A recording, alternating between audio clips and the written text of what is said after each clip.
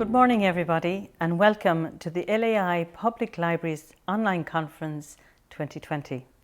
We would much prefer to be meeting you all live, having the chats, renewing old friendships and making new ones. Unfortunately, due to COVID-19, we are living in a world of change. So this year we are meeting virtually, but as always with a wonderful lineup of speakers and workshops. Our overall theme for the conference this year is A World in Change, Libraries Survive and Thrive, and it runs from November 2020 to April 2021. We have various subheadings for the different sessions. Number 1, books. The simple bare necessities. Forget about your worries and your strifes. And this comes from Blue in the Jungle Book. Number 2, uncertain times. The reading bug is here to stay. 3, well-being, mindfulness and resilience. 4, shared reading in digital land. And 5, the ever-popular My Life in Books session. It gives me great pleasure today to introduce our two guests for this session, Cathy Rentzenbrink and Patricia Forde.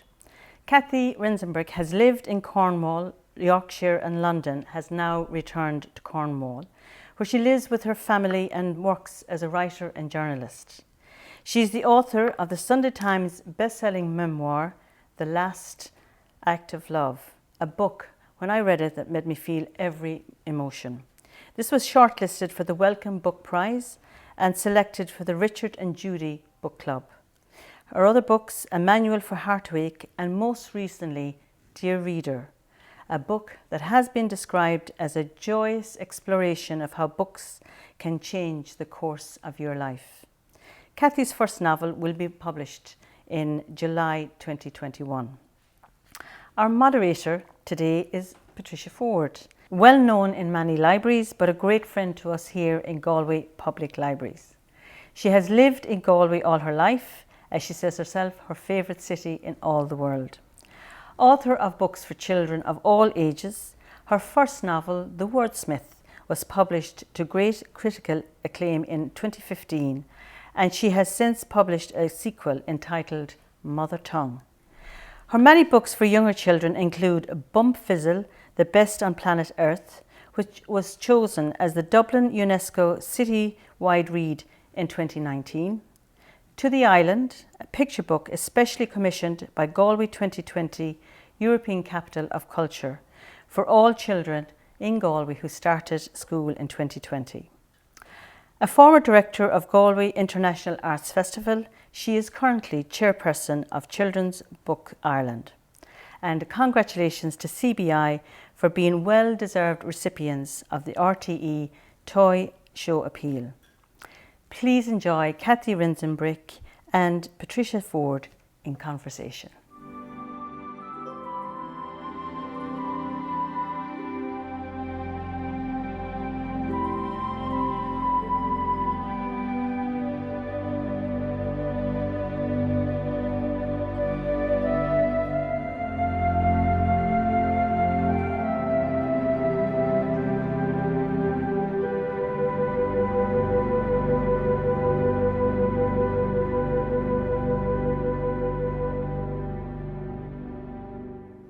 Hello and welcome to the LAI Public Library Online Conference 2020. Well, I'm here today with a wonderful author, Cathy Rentzenbrink, who is joining us from Cornwall. Hello, Cathy, and welcome. Hello, it's very nice to be with you today. Great to be in Cornwall, even if it's only virtually. How are things there? How's Cornwall doing? Yeah, not too bad. And it's quite nice weather today. It does rain a lot here, but we're looking at, it's one of those nice, crisp, wintry days. Excellent. Well, you are not totally a Cornwall woman, though part of you is. Do you want to tell us a little bit about your origins? I will, yes. So I was born in Cornwall. My dad, who's from Cork in Ireland, sailed into Falmouth, which is where I now live, when he was in the Merchant Navy, and he met my mother on the quay and they fell in love. And then my brother and I were born here. But then when I was 5, my dad had got a job as a tin miner by then. The tin mines closed down, and we then moved up to Yorkshire to Selby Coalfield so he could get a job there. So everywhere we went when I was a child, it was all to do with where my dad could get work. So it was an interesting time. We had a spell on the Shetland Islands. We had a year in Scotland. And to me, I think I sound very much like I've got a Yorkshire accent in my head, but other people often don't notice it. So that's quite a funny thing as well. And I don't really have a fixed voice. I tend to just, my accent shifts about depending on who I speak to. So by the end of this, you might have a Galway twinge there.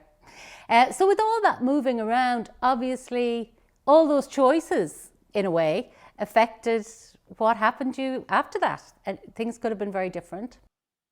Yes, I've always been fascinated by life, and in books as well. In some of my favourite novels are ones where they show the path taken and the path not taken. And I've always been fascinated with that in my own life, really. I'm sure I would be a different person if we'd stayed in Cornwall or stayed in Scotland, or, and there was the chance of there was a possibility of Dad going to work on the Channel Tunnel at one point. So again, I mean, I've hardly ever even been to that bit of England apart from to go to France. So I'd probably be a different person if we'd done that as well. So I think that where you grow up does alter you a bit. And I've moved back down to Cornwall now. And it is, I really like being near the sea. I'd say what if somebody said you can live anywhere in the world you'd like, I would just say, if you could plonk me next to the seaside, that's the important thing for me. Nothing else really matters. I love the sea. It's fabulous. And you were a small, tight unit, your mum and dad and your brother, who was slightly younger than you. And would you say you had a happy childhood? Oh, I had a very happy childhood. I mean, I had some of the moving around was a bit, school was often a bit stressful and stuff. But my home life was wonderful. I think, because my parents are very much in love with each other, and they still are. And I think it's an amazing thing, I think, to be brought up in a house that's full of love. And they're both very good company. And my dad in particular, he's just a great laugh. He's always got a joke ready, and he's incredibly kind and generous and giving. So I just feel really lucky to have had that upbringing, really. And we had, we'd always have a nice pet, and it always felt very happy to me inside the home. And then sometimes the outside world looked a bit harsh. I always think that's all my thing. I was brought up with so much love and care, but often, and still now, to be honest, really my problems are all around reconciling the fact that the real world can be a bit harsh. Yeah, when you were a teenager, the real world came crashing in a way you could never have expected. Would you tell our audience about that and what happened?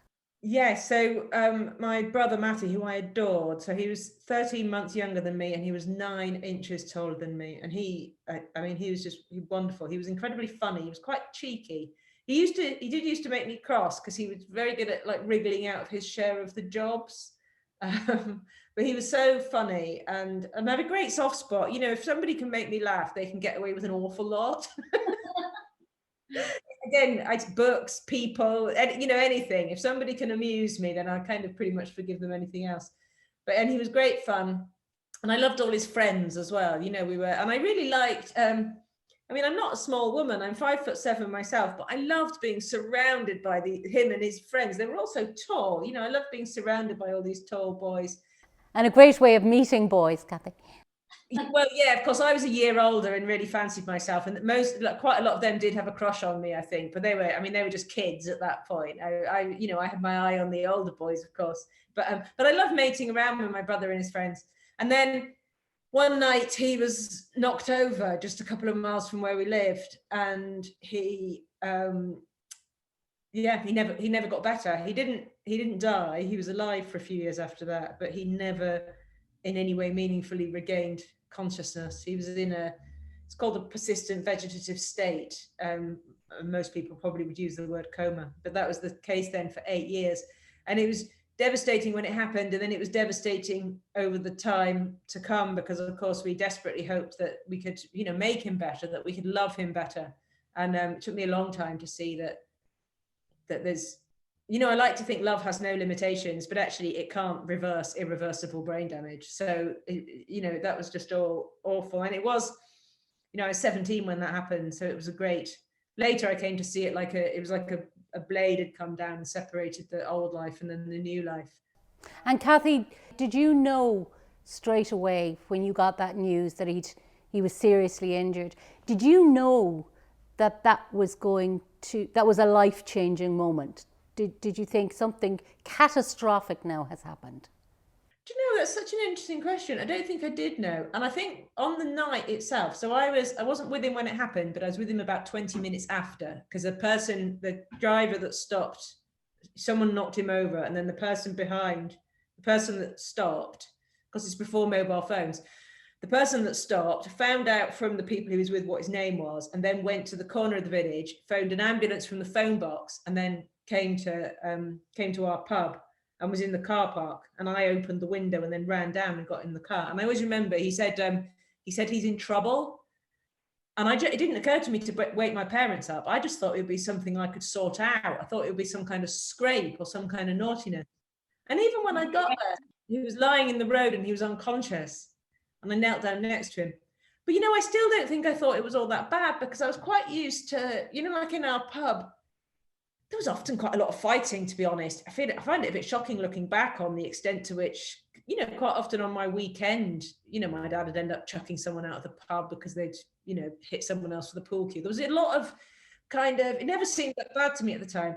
And the football team were always somebody seemed to be getting knocked out, and then they'd, people would just like carry them into the pub and sit them in the corner, and then they'd be better in a couple of hours. And and someone would say, "Oh, you just better go easy on the drink for the rest of the day." So I was I don't think I thought it was a really big deal to not be conscious. And then it was when the ambulance men took me with them, obviously. And it was really then I saw how I could tell by the way they were behaving that it was really, really serious. And I heard them say on the radio, all these years ago, and it's funny how the bits that get me, I heard one of them say, "We've got a bad one here." And so terrifying, isn't it? I mean, what comes across when you're talking there is the terror of that moment. We all live our lives thinking we're on a road and this is going to keep going the way it is, and then it doesn't. No, and I still, it's like I was 17 then and I'm 47 now, so that's 30 years ago. But like when I said then about the ambulance man, and and I've written about it now, I've written books about it, I've talked about it, I've been interviewed about it hundreds of times now. But I still then, when I said it, I was still in the ambulance. Like it's still, there's no division of time for me. I was still right there. And I was still, again,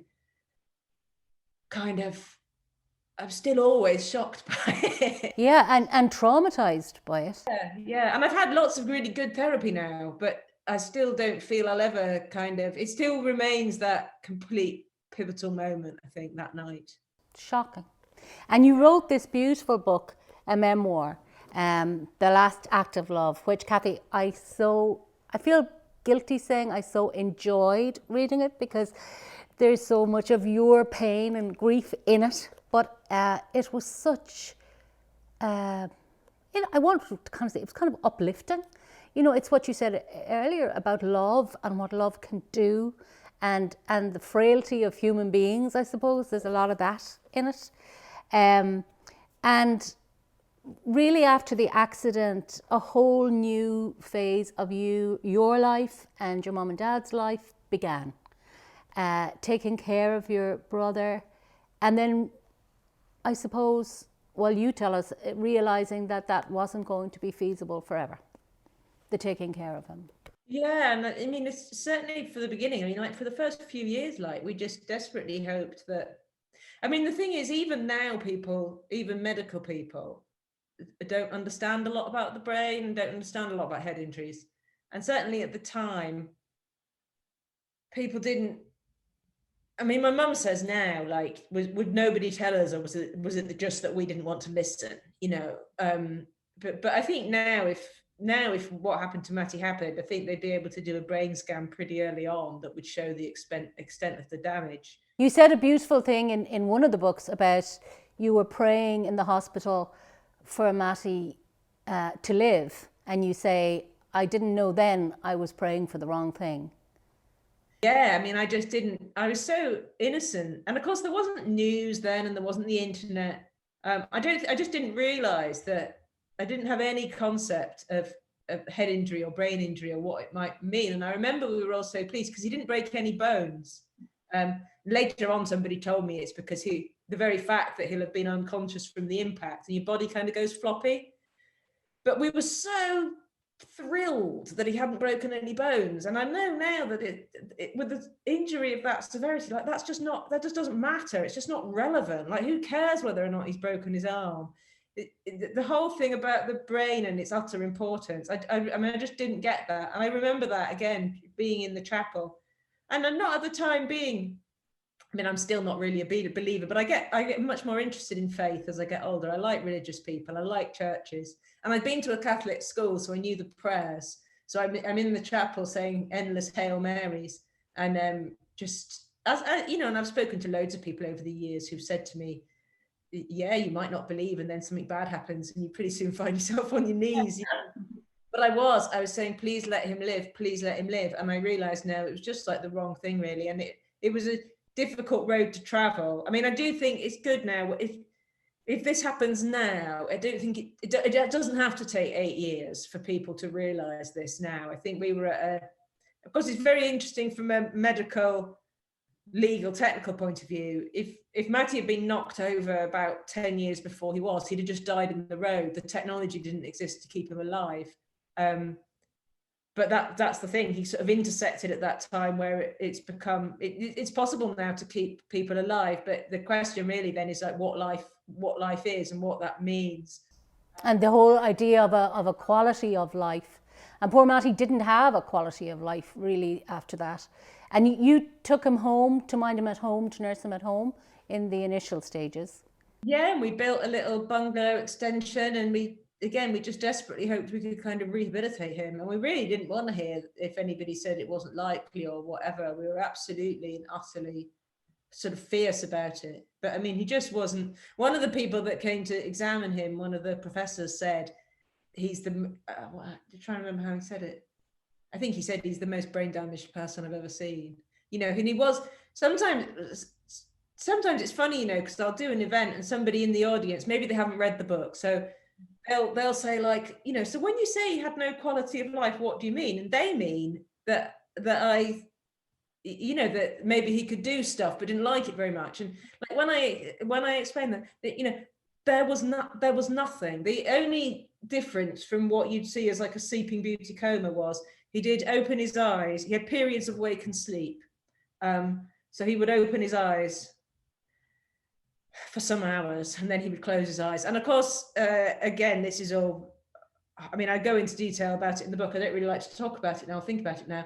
But the point about the body is designed to be used. So if the body is in a state of inactivity, you know, his limbs got all twisted up, even though, again, we were always massaging him and physios were coming around and doing stuff to him.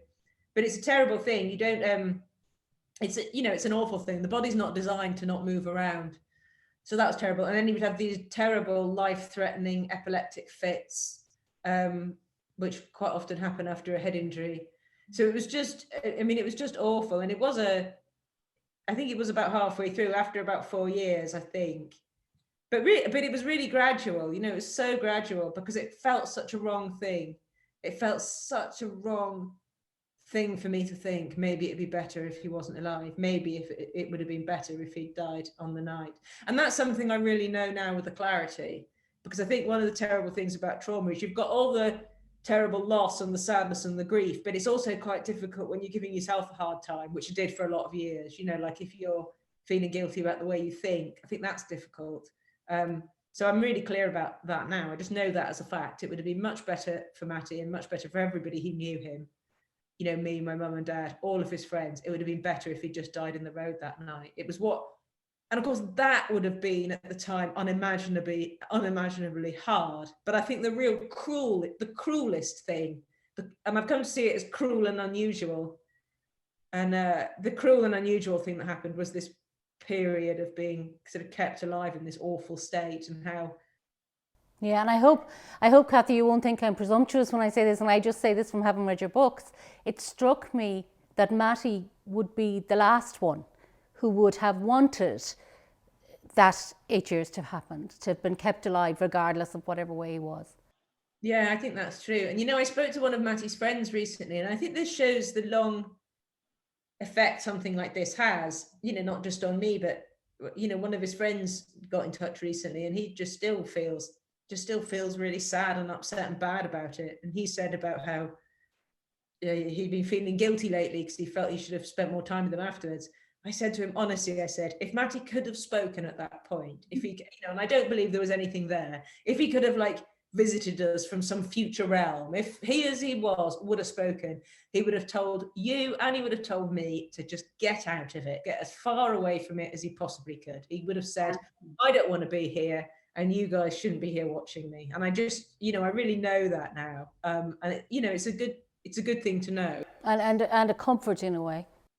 Well, I think with trauma, there's stuff that you can definitely clear up. And I do like in this way, I do hope that I offer a bit of hope, because you can't, I will never not be sad about what happened to my brother. I'll never not be heartbroken. I didn't get to live with him. But with some decent therapy and reading lots of books and good friends, I don't feel guilty anymore. I know I don't have anything to blame myself for. And, the great honor to me of writing this book and then other books is that people write to me, people talk back. And often people say, I was feeling guilty about this, that, and the other. And then I read your book and I've realized actually you don't have to feel guilty, and I don't have to feel guilty either. Now, that is a fantastic gift, not just from that book, but also from this one, A Manual for Heartache. And this is a beautiful thing. I love the way it says how to feel better.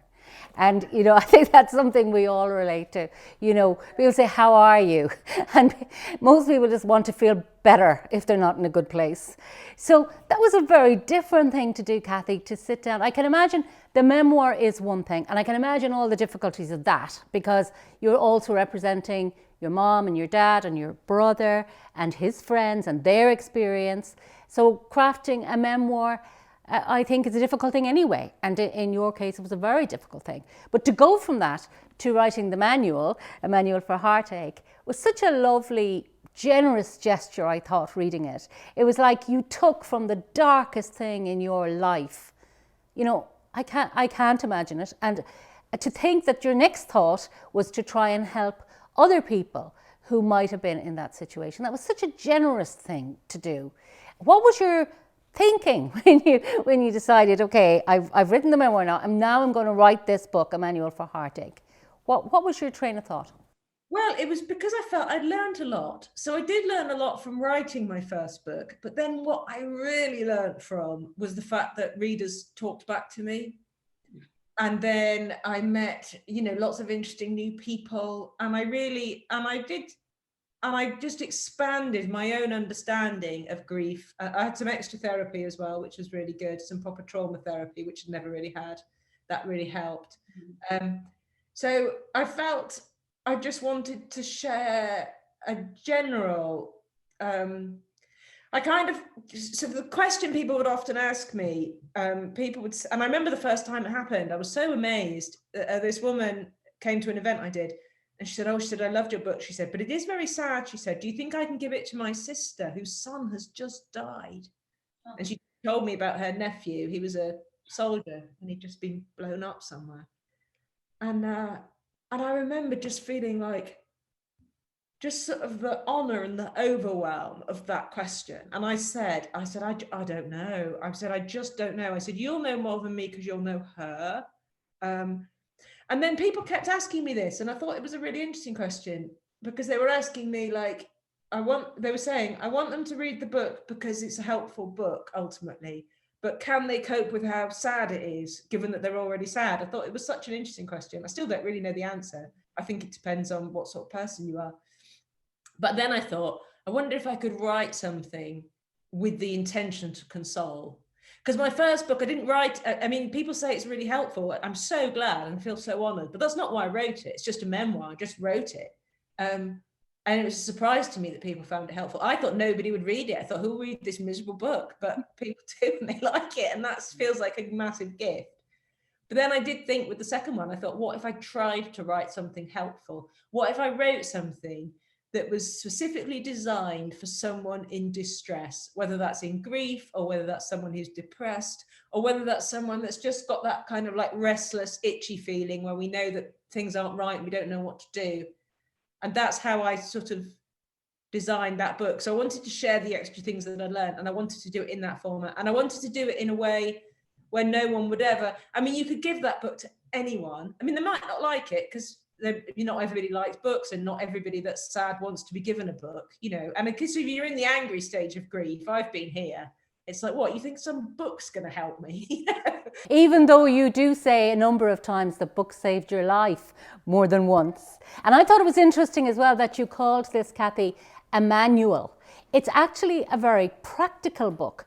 I loved the sections where you say, you know, what do you say to somebody who's had a terrible tragedy in their lives? And when do you say it? And, you know, at what point are people ready for that? So I think these are things we all worry about. And you give some great advice where you say, you know, anything you say is better than crossing the road and saying nothing.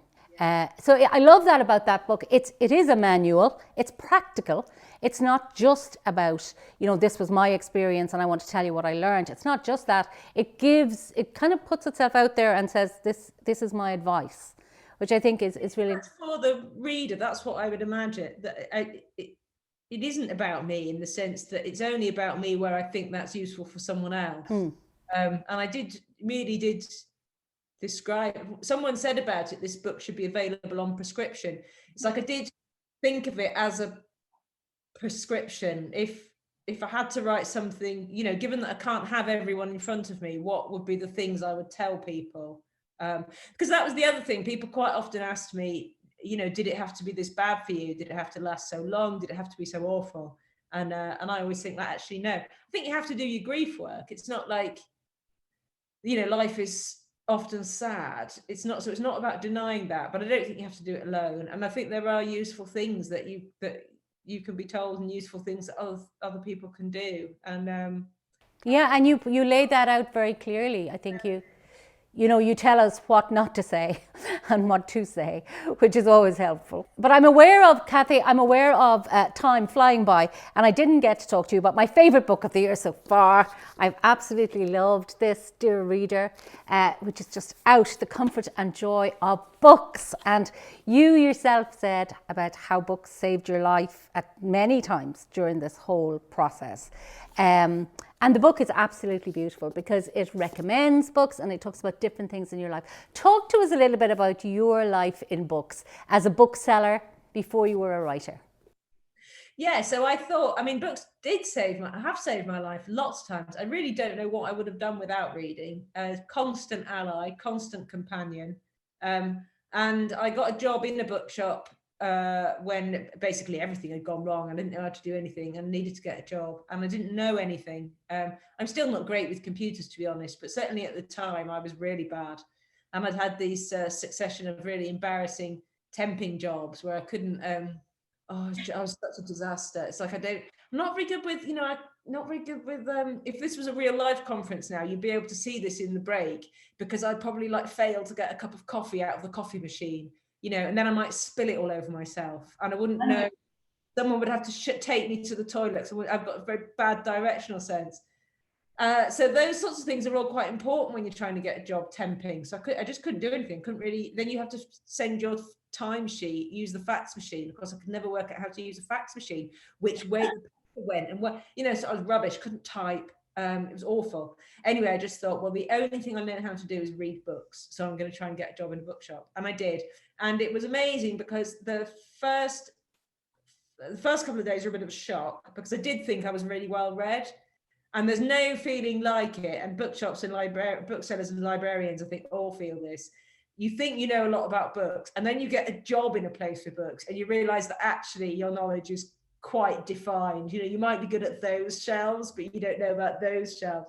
So the first couple of days were a shock. But then I did just absolutely have the sense, this is where I'm meant to be. I can really do this. And yeah, and I just loved it. And I read so much. And you loved talking to people. You loved talking to customers and recommending books.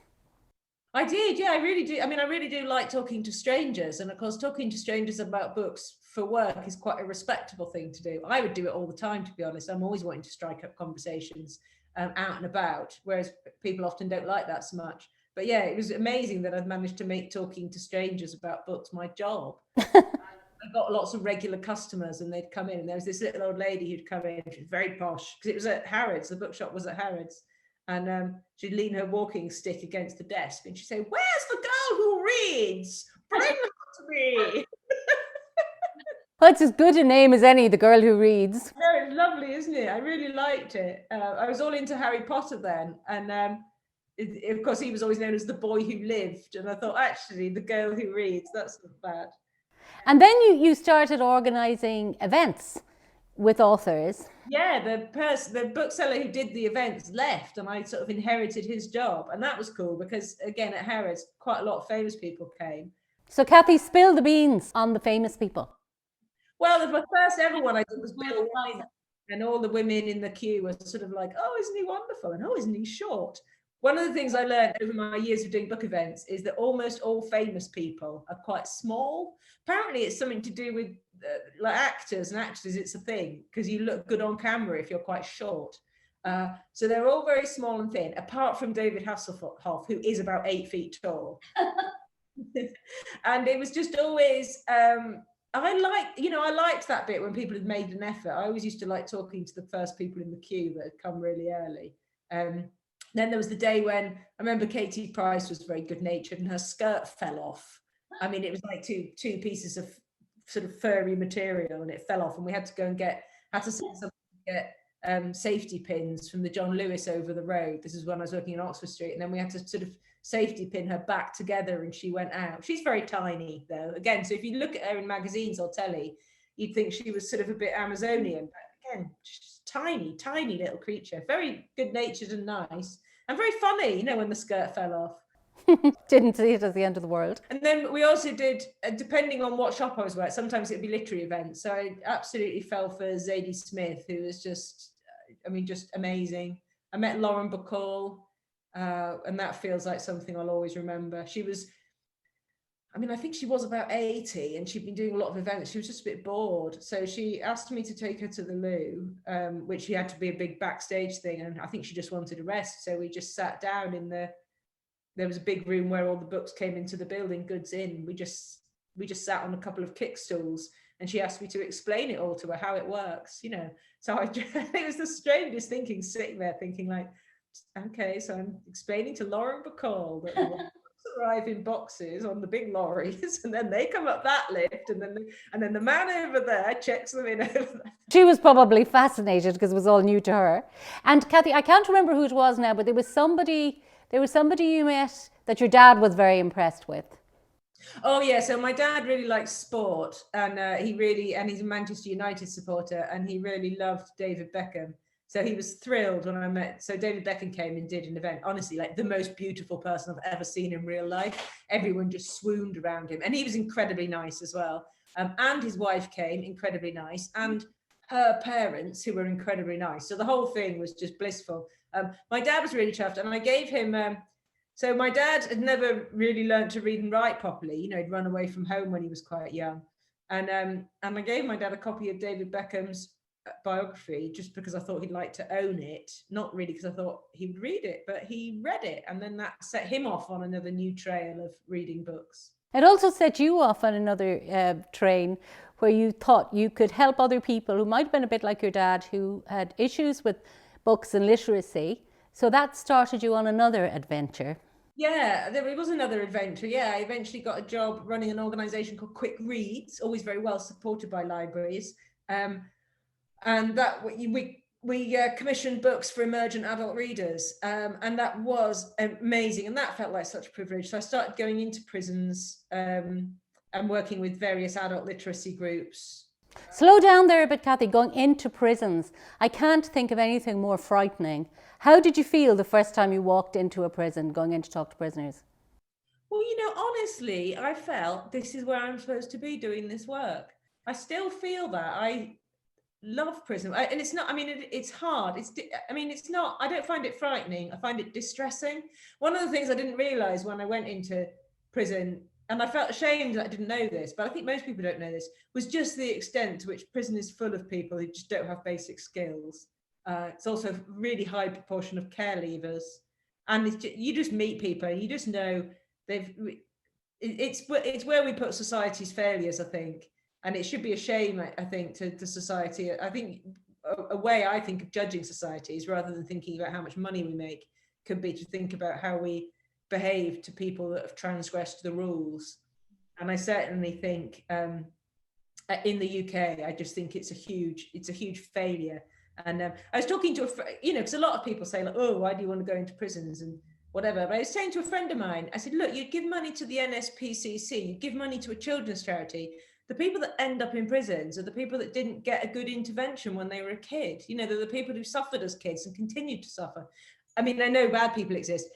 The other thing people often ask me is like, why do you want to spend time with serial killers? I don't ever get anywhere near anybody like that. I'm dealing with people that have got in a bit of a pickle, and they're not really, they don't feel to me to be massively dissimilar to some of the people I used to serve in the pub and the boys I was at school with who were not in the top class, And it's a bit like you said earlier about, the choices we make, and one thing happens and suddenly your life is sent rolling down a different direction. I think for a lot of people who are in prison, that's all it probably was. A couple of bad choices, not even made by them, they've no safety net, a lot of the people. They've no skills. Education's never worked for them. So again, not only has education not worked for them in the sense that it's taught them useful things about being alive, it's just been a continual, fairly humiliating experience where it's been years of not being good at anything. And then there's really often with people in prison, there's a lot of family breakdown, difficult things. You can't... So I run writing groups in prison sometimes. I run them really differently to groups I run out of prison, because because you just know that the amount of really horrible traumatic memories in any room of prisoners is just going to be, I don't know, like times 100 from any group of like the normal population. That's where people are different, not because they're meaner or nastier particularly. It's how they've suffered. That's usually the difference I find. And shows you as well, I suppose, people in a lot of ways are defined by what they suffer and how they react to what happened to them. In your case, I think that's really obvious. When you said there about your dad had literacy issues, which led you into thinking about doing something to help other people.